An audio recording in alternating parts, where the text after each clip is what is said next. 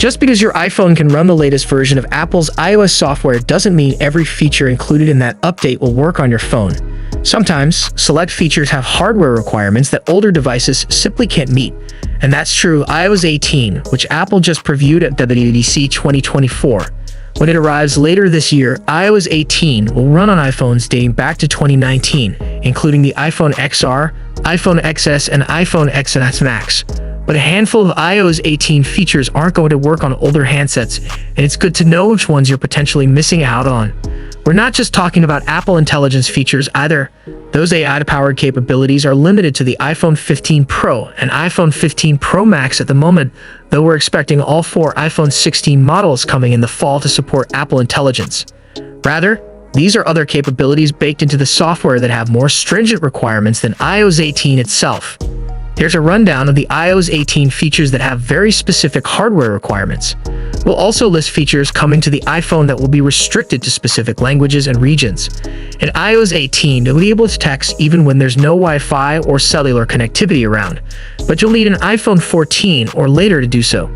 That restriction is hardly a surprise, as Apple only started offering the emergency SOS via satellite feature with the release of the iPhone 14, and messages via satellite taps into that same capability. If you've got a compatible phone, it sounds as the texting experience over satellite will be the same as if you were connected to a Wi-Fi or cellular network. Send a message using Apple's iMessages platform, for example, and you'll still be able to send emojis and tapbacks even when connected via satellite. Those iMessages will have end-to-end encryption too. The Notes app is getting a built-in recording feature in iOS 18, and we expect that to be available on all iPhones capable of running the software update. What won't be widely available is the ability to generate audio transcripts on the fly that you can then search or combine with other elements. That feature will require an iPhone 12 or later.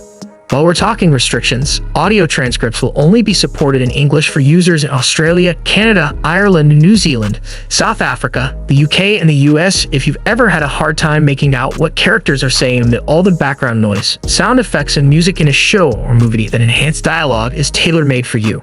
It uses machine learning to boost speech over other audio, making things more audible. You will need an iPhone 11 or later to enjoy enhanced dialogue in the TV app, but the good news is that the feature works with the phone's built-in speakers, as well as wired headphones, AirPods, and other Bluetooth-connected audio gear. An update to the Home app in iOS 18 lets you unlock doors just by carrying around an iPhone or wearing an Apple Watch. But that feature depends on ultra-wideband, so if you want to enjoy hands-free unlocking through your iPhone, you're going to need at least an iPhone 11 or way later. That probably goes without saying, but you'll need a smart lock with an ultra-wideband chip of its own for this feature to work. A pair of accessibility features will only work on certain iPhone models running iOS 18. Eye tracking, which lets you control your iPhone using your eyes, will require an iPhone 12 or later. The feature also works on the iPhone SE 2022. Meanwhile, a music haptics feature that uses the iPhone's Taptic engine to pulse in time with the rhythm of a song requires an iPhone 12 or later. That feature is aimed at helping people with impaired hearing use Apple Music.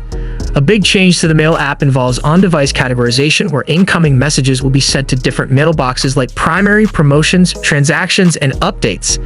Not only is the feature coming in the year, it's also limited to English in Australia, Canada, India, Ireland, New Zealand, Singapore, South Africa, the UK, and the US. In iOS 18, our iPhone's built-in web browser will be able to skim through web pages and call us specific information.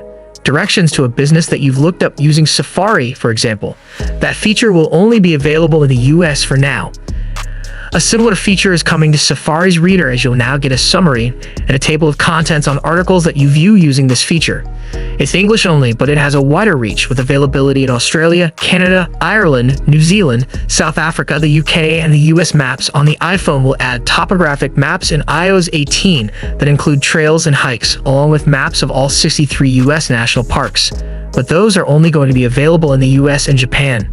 You'll also need to be a US iPhone user if you want to browse through Maps' collection of different hikes that you can save to your phone.